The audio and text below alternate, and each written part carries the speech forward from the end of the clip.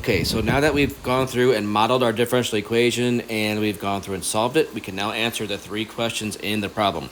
And we have our problem from before, and we have our solution that we just found, our x of t. And remember, x of t is measuring pounds of salt. So the first question here is, how much salt is in the tank after an hour? And to calculate that, we just need to calculate x of 60, because remember, time is measured in minutes here. So that's going to be 500 times 1 minus e to the negative 60 divided by 50. And on a calculator, that crunches out to be 349.4. And again, these are pounds of salt. All right, so the next thing to do is to figure out how long it takes to reach 50 pounds, which is the second question that was posed to us. So this is kind of like the backwards question in algebra. They give you actually the amount you want and ask for the time it takes. So we're going to actually set the value of 50 equal to our 500 times 1 minus e to the negative t over 50. And we want to algebraically solve for t. Well, of course, the first step of this is to divide through by the 500. So that's going to make a 1/10. So we're going to have a 1/10 is equal to 1 minus e to the negative t over 50. Then we can subtract 1 from both sides.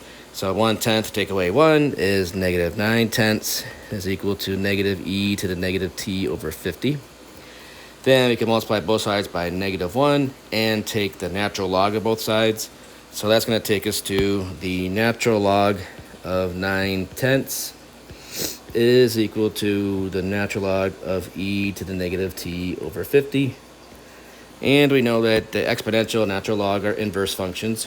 So we end up with negative t over 50 is equal to our natural log of 9/10. So the exact value of t is going to be negative 50 times the natural log of 9/10. And if we put that into a calculator,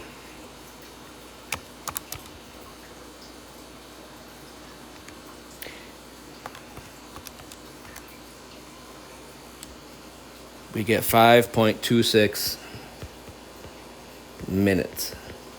Again, this is an approximation, of course, since we're rounding.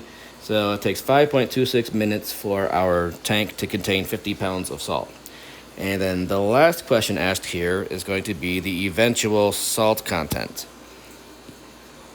And every time we talk about eventual or long-term, we're talking about limits. So this is going to be the limit as t goes to infinity of our 500 times 1 minus e to the negative 1 over 50 times t.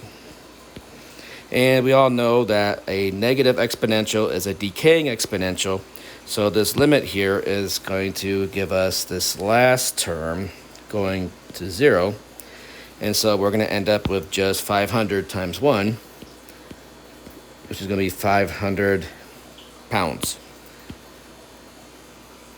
So we're going to have a total of 500 pounds of salt in our tank. And that seems like it's a number that's really large, but again, this is the idea that this process is going on forever and it's actually going to infinity, so therefore it really never reaches 500 pounds. It just gets closer and closer to 500 without reaching it.